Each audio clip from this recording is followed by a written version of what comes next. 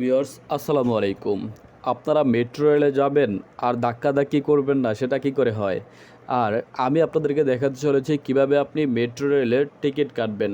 Ticket কাটার জন্য আপনি যেটা করবেন, আপনি যে স্টেশন থেকে যাবেন সেই স্টেশনের প্ল্যাটফর্মে চলে যাবেন।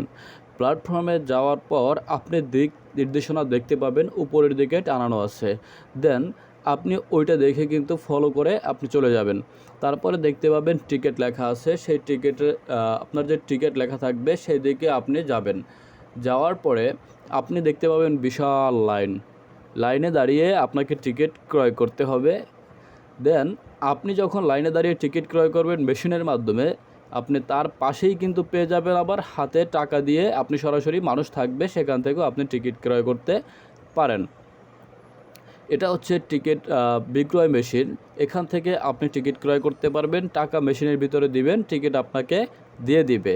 আপনারা দেখতেই পাচ্ছেন টিকিট কিন্তু একটা অটোমেটিক নিয়ে গেছে। এখন এখান থেকে আপনি যে স্টেশনে যাবেন সেই স্টেশনের উপরে ক্লিক করবেন।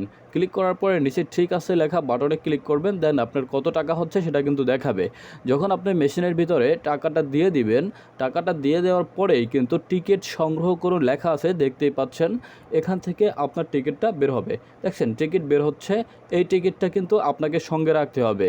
আপনি যতক্ষণ মেট্রো স্টেশনে আপনি থাকবেন ঠিক ততক্ষণ এই টিকিটটা আপনার সাথে রাখতে হবে।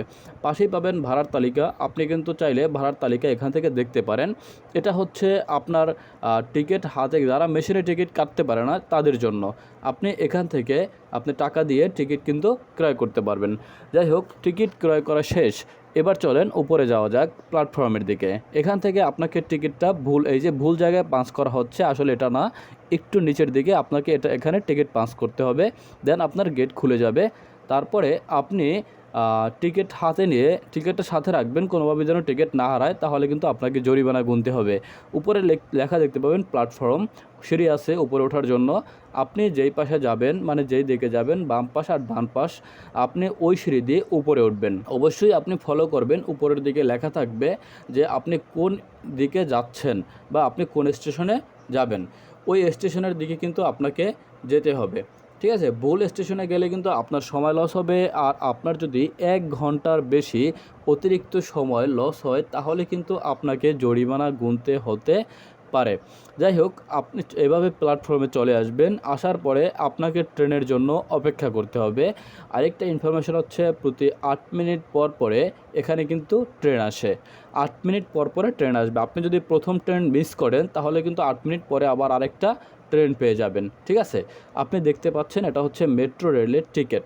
এখন এই টিকিট আপনি সাথে নিয়ে আপনি দাঁড়াবেন। এই যে হলুদ অংশ দেখা পাচ্ছে, মানে হলুদ দাগ দেখতে পাচ্ছেন, হলুদ দাগের বাইরে আপনাকে দাঁড়াতে হবে। ভিতরের দিকে দাঁড়ালে অ্যাক্সিডেন্ট হওয়ার সম্ভাবনা আছে, তাই আপনার ভিতরের দিকে দাঁড়াবেন না।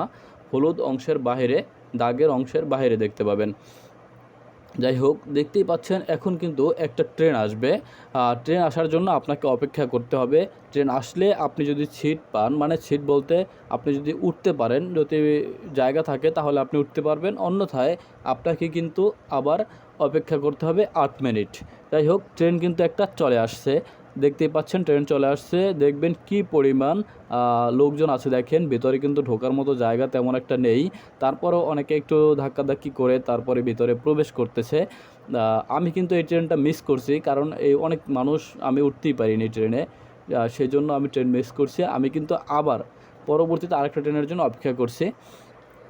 যাই হোক, এভাবে কিন্তু আপনারা ট্রেনের টিকিট কাটতে পারবেন। কেটে তারপরে কিন্তু এই ট্রেনে ভ্রমণ করতে পারবেন বাংলাদেশ মেট্রো রেল এ। যাই হোক, দেখতে পাচ্ছেন অনেক মানুষ দাঁড়ায় রয়েছে, তারা কিন্তু দাঁড়ায় রয়েছে। তারপরে আমি আবার আরেকটা ট্রেনের জন্য অপেক্ষা করতেছি, কারণ এই ট্রেনে কিন্তু আমি মিস করছি, উঠতে পারিনি। এত লোকজনের ভিড়, ধাক্কাধাক্কি করে জায়গা হয় নাই, তাই উঠতে পারি নাই। যাই হোক, আপনারা এভাবে অপেক্ষা করবেন ট্রেনের জন্য। যখন আপনার আরেকটা ট্রেন চলে আসবে, সেই ট্রেনে কিন্তু আপনি ভ্রমণ করতে পারবেন। এই যে দেখতে পাচ্ছেন আরেকটা ট্রেন আসতেছে, এটা হচ্ছে অপর সাইডে। এটা হচ্ছে অপর সাইডের ট্রেন, এটা অন্য দিকে যাবে। আমি যেহেতু বাংলাদেশ সচিবালয়ের টিকিট কাটছি, সেটা আমার এই পাশেই, আমি যে পাশে দাঁড়িয়ে আছি সেই পাশ দিয়ে যাবে। আবার আপনারা যাত্রাপথের মানচিত্রও দেখতে পাবেন। আপনারা যদি ভুল করেন তাহলে কিন্তু এই মানচিত্রটা দেখে আপনারা কিন্তু আপনার নির্দিষ্ট স্থানে আপনি পৌঁছে যেতে পারবেন। যাই হোক, দেখতেই পাচ্ছেন ট্রেন কিন্তু আরেকটা চলে আসছে, এই ট্রেনটাই কিন্তু আমি যাব। আর আপনারা কিন্তু প্ল্যাটফর্মে সর্বোচ্চ কত মিনিট থাকতে পারবেন? 1 ঘন্টা। 1 ঘন্টার বেশি কিন্তু আপনারা থাকতে পারবেন না। যাই হোক, আমি ট্রেন থেকে নেমে গেলাম। নেমে যাওয়ার পরে আপনাকে অবশ্যই যে টিকিট আছে সেই টিকিটটা মেশিনের মধ্যে দিয়ে তারপরে আপনাকে কিন্তু প্ল্যাটফর্ম থেকে বের হতে হবে। আপনি কিন্তু ওই টিকিট সাথে করে নিয়ে কোনোভাবেই যেতে পারবেন না। যাই হোক, এখন আমরা সিঁড়ি দিয়ে নিচে নামবো। নিচে মানে এটা হচ্ছে উপরের তলা, যে এখানে ট্রেন থামে আইসা, সেইটা থেকে ট্রেন থেকে নামার পরে নিচে নামতে হবে। দেখেন, এটা হচ্ছে বের হওয়ার লাইন। বাংলাদেশ সচিবালয় এমন একটা জায়গা যেখানে সবসময় বেশি মানুষ থাকে। বেশি মানুষ থাকার কারণে এখানে কিন্তু অনেক লাইন থাকে, সবসময় লাইন থাকে। যাই হোক, এই লাইন ধরে আপনাকে বের হতে হবে। কোনোভাবে ধাক্কাধাক্কি করা যাবে না, মানুষকে হয়রানি করা যাবে না। আপনি এভাবে লাইন ধরে ট্রেনের প্ল্যাটফর্ম থেকে বের হবেন। যাই হোক, দেখতেই পাচ্ছেন আমি দাঁড়িয়ে আছি, অনেক সময় ধরে দাঁড়িয়েছিলাম ওইখানে, মানে অতিরিক্ত মানুষ থাকার কারণে। এবার আস্তে আস্তে এই যে টিকিটটা দেখতে পাচ্ছেন, এই টিকিটটা কিন্তু মেশিনের ভিতরে দিয়ে তারপরে বের হতে হবে। আমরা এগুচ্ছি, ধীরে ধীরে এগুচ্ছি সামনের দিকে। অনেক মানুষ যেহেতু, এখানে একটু নিয়ম মেনে চলতে হবে। আর আপনাকে আবারও বলতেছি, আপনি 1 ঘন্টার বেশি এখানে থাকতে পারবেন না। যদি থাকেন তাহলে কিন্তু আপনাকে জরিমানা গুনতে হবে। যখন আপনি এই টিকিটটা পাঞ্চ করবেন তখন থেকে কিন্তু টাইম কাউন্ট হয়। এই দেখেন, আমি টিকিটটা কিন্তু এখন মেশিনের ভিতরে দিয়ে দিলাম। দিয়ে দেওয়ার পরে এইখানে সামনে একটা গেটের মতো থাকে, গেট দিয়ে কিন্তু আমি বেরোচ্ছি। এবার আমার